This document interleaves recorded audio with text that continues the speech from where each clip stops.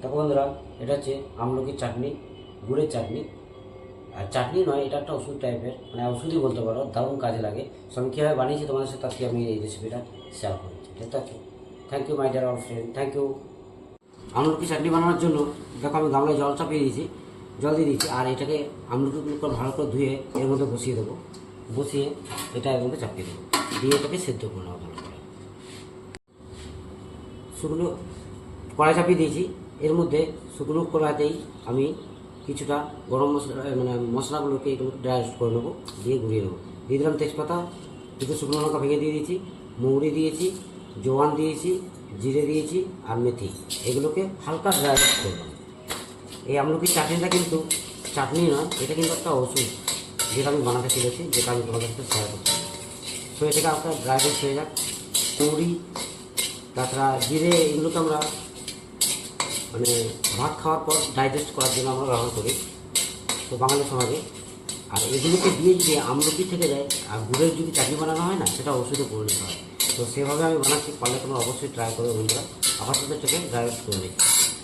Finally dry roast হয়ে গেছে, এবার নামিয়ে এটাকে গ্রাইন্ডিং করে নিই।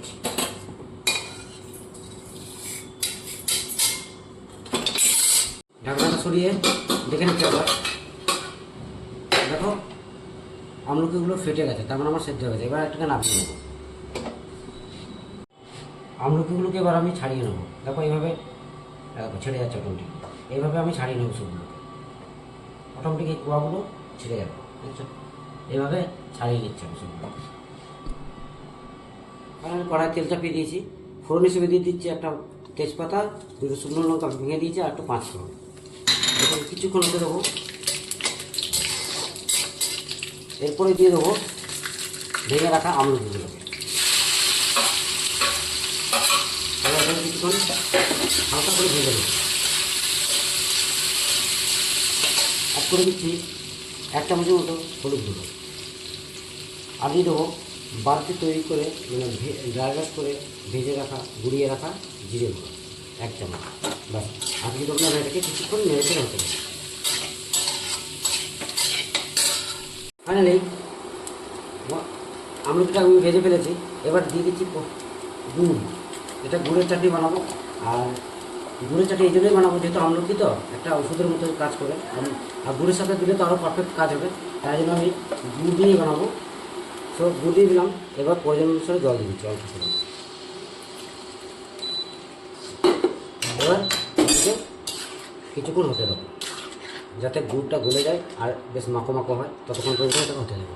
ফাইনালি দেখো অনেকটা জলটা কমে গেছে, ঝোলটা কমে গেছে। এবার একটু হালকা মোটা থিকনেস হয়ে যাবে। এটাকে নামিয়ে ঠান্ডা করে ফেলি। তার আগে নামানোর গিয়ে দিয়ে দেবো ড্রাই রোস্ট করে গুঁড়িয়ে রাখা এই মশলাটা।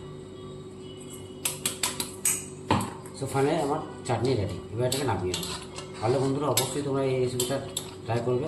আর এটা তো বানাবেই, কেননা এটা একটা মহা ওষুধ বলতে পারো, দারুণ কাজে লাগে, শরীরের খুব খুব উপকারী। চলো নামিয়ে নিচ্ছি। এবার ফাইনালি দেখো চাটনিটা আমি নামিয়ে নিয়েছি। এবার এটাকে সার্ভ করা যাবে, ঠিক আছে বন্ধুরা? এই আমলকির চাটনিটা কিন্তু দারুণ টেস্টি হয়। চলো এবার এটাকে সার্ভ করবো।